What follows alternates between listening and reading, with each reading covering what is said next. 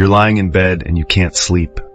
Not because you're physically uncomfortable, but because your mind won't stop running the numbers. The rent, the bills, the credit card balance, the amount you should be saving but aren't, the vacation you want to take but can't afford yet, the emergency fund that's not quite big enough, the retirement account that feels decades away and somehow urgent right now. And underneath all of it, there's this quiet hum of anxiety, this feeling that you're not doing enough, not earning enough, not planning enough, that something bad could happen and you wouldn't be ready, that everyone else has it figured out and you're falling behind. You tell yourself it's responsible to think about these things, that worrying about money is just being an adult, that if you could just get to a certain number, if you could just cross a certain threshold, the anxiety would stop. You'd finally feel secure.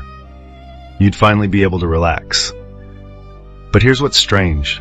You've crossed thresholds before. You've reached numbers that used to feel impossible. And the anxiety didn't stop. It just adjusted. It found new things to worry about, new gaps to fill, new versions of not enough. I think most people don't realize how much of their anxiety isn't about money itself. It's about desire, about wanting, about the constant sense that what you have isn't quite enough and what you want is always just out of reach. And money becomes the container for all of that, the symbol of security you're chasing, the thing you think will finally make you feel okay. But it never does. Not really. Not for long. There was a philosopher who spent a lot of time thinking about this, Arthur Schopenhauer, and he had this idea that's uncomfortable but clarifying. He said that human beings are driven by something he called the will. Not willpower, not ambition, just will. This blind, relentless force inside you that wants things, that's always oriented towards something you don't have, something missing, something better. And the will doesn't care if you're happy, doesn't care if you're satisfied, it just wants. That's all it does. And the real problem, is that wanting never stops. You get what you wanted and the wanting just recalibrates. It finds a new target, a new gap, a new version of not enough. And money is one of the clearest places you can see this. Because money is supposed to solve things. It's supposed to create security and freedom and peace of mind. But what it actually does is give your desire new things to attach to, new thresholds to reach, new amounts that feel like they'd finally be enough. You see this in how you think about salary. When you were making less, you thought if you could just get to a certain number, you'd feel secure. You'd feel comfortable. You'd stop worrying. And maybe you got there. Maybe you're making that amount now, and you don't feel secure, you don't feel comfortable. You just want more. Not because you're greedy, not because you're broken, but because the structure of wanting doesn't stop at a certain number. It just keeps going. And here's where it gets uncomfortable. The anxiety you feel about money isn't really about the amount you have. It's about the gap between what you have and what you want. And that gap never closes. Because every time you get closer, the want moves, the target shifts, and you're right back where you started. Wanting, striving, feeling like it's not enough. Schopenhauer would say this is inevitable, that you're not doing anything wrong, that this is just how desire works. It's insatiable, by nature, by design. And no amount of money changes that, because the problem isn't external. It's not about what you have or don't have, it's about the wanting itself, about being a creature that's always oriented toward lack. I think about the moments when I feel financially anxious. And if I'm honest, it's not usually when something is actually wrong. It's when I'm thinking about the future, about all the things that could go wrong, about all the things I should be doing but aren't, about all the ways I'm not measuring up to where I think I should be. And the anxiety isn't based on reality. It's based on desire, on the gap between where I am and where I think I should be. And that gap is infinite, because there's always something more I could want. Always some threshold I haven't crossed, always some version of security that feels just out of reach. And the strange thing is, having more money doesn't close that gap. It just makes the gap more sophisticated. When you have less, you worry about basics. Rent, food, getting by. When you have more, you worry about protecting what you have, investing it correctly, making it grow, not losing it. The anxiety doesn't go away, it just evolves. And you start to realize that financial anxiety isn't really about money. It's about the structure of desire itself, about the fact that you're always wanting something you don't have. And that wanting creates a constant low-level tension that no amount of accumulation can resolve. Schopenhauer believed that satisfaction is always temporary, that the relief you feel when you get something you wanted is just a brief pause before the wanting starts again, like hunger. You eat, you feel full, and then a few hours later you're hungry again. The satisfaction didn't last. It was never going to last, because the system isn't designed for lasting satisfaction. It's designed to keep you wanting. And you can see this in how you relate to financial milestones.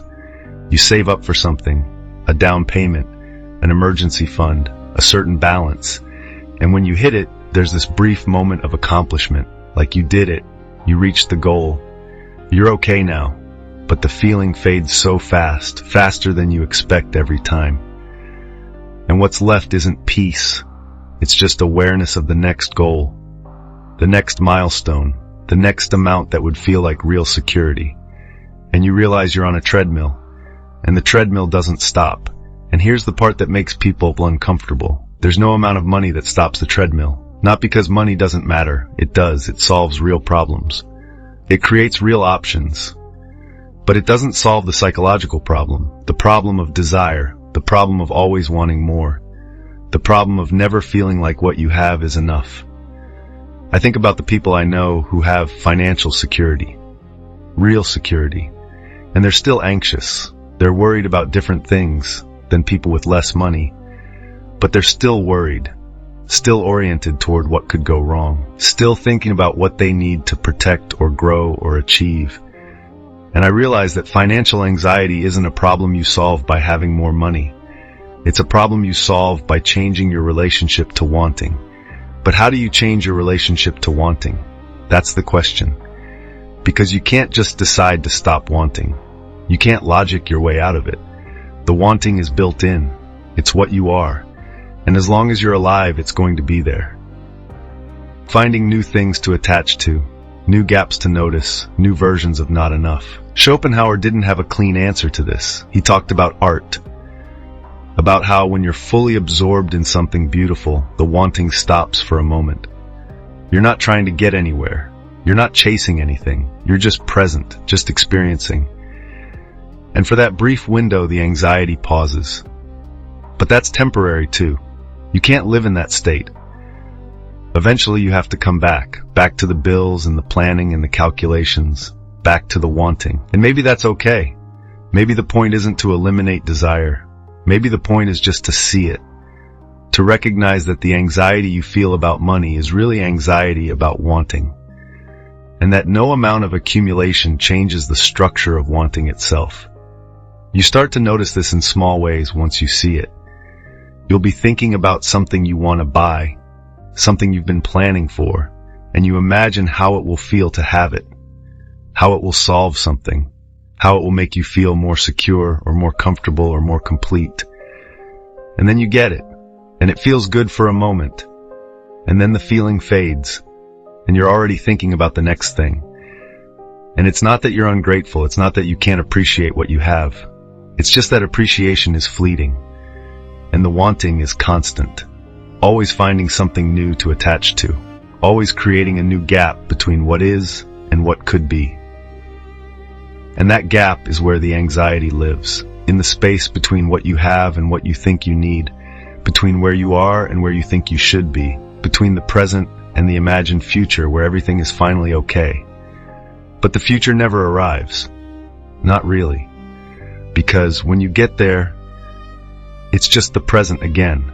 And the present always has gaps, always has something missing, always has a next thing to want. And the cycle continues.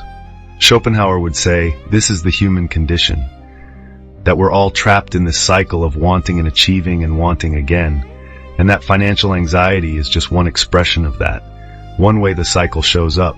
But the structure is the same, the wanting is the same, the sense of never quite arriving is the same, and maybe seeing that clearly doesn't fix it, but it makes it less confusing, less personal.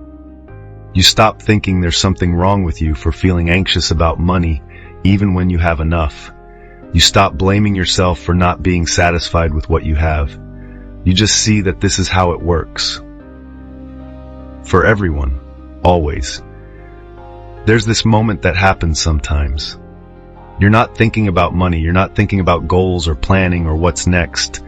You're just doing something ordinary, walking, cooking, sitting, and for a brief window you feel okay. Not because you achieved something, not because you earned something, just because in that moment the wanting went quiet, and you experienced what peace actually feels like. And it had nothing to do with your bank account. And those moments are rare, and they don't last, but they're there. And maybe if you noticed them more often, you'd stop expecting money to give them to you.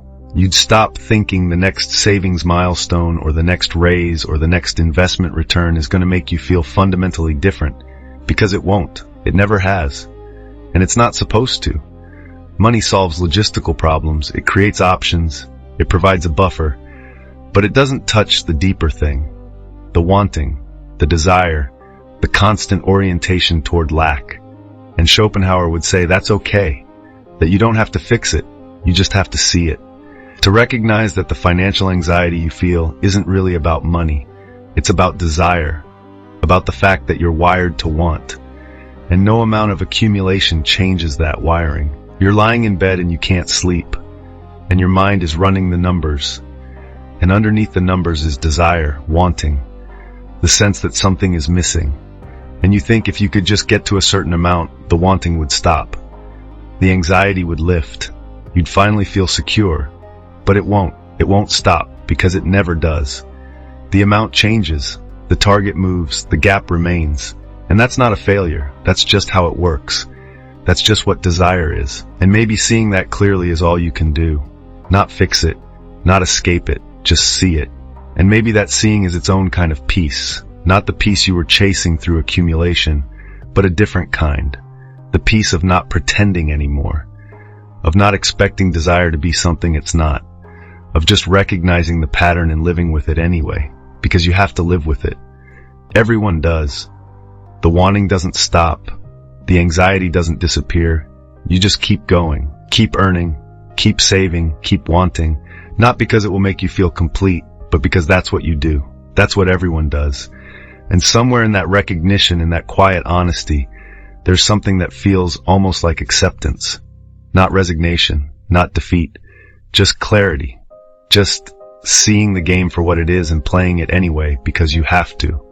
And Schopenhauer would probably say that's as close as you get. That clarity, that seeing, that quiet recognition that the financial anxiety you're carrying isn't really about the numbers, it's about desire. And desire doesn't stop. And that's not your fault. It's just the structure, the way it works, the way being alive works. So you keep going, you keep wanting, and maybe that's enough, or maybe it isn't. But either way, you keep going.